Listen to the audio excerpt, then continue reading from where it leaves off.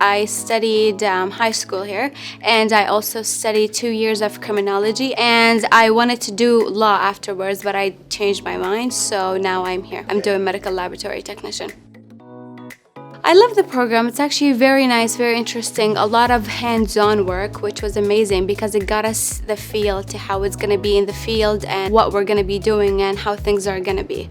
And the instructors are very good. They take this job very seriously. They explain things vividly and they help you in every way you need. So I worked at a fast food restaurant. I was a shift manager. I worked there for 4 years, but I worked that throughout my university years as well. I'm looking for a career. I'm not looking to work at a fast food restaurant. For sure, I'm looking for a better life for me, for my family, and I'm looking to, educate myself more, learn more things, maybe even study to become a technologist after this program.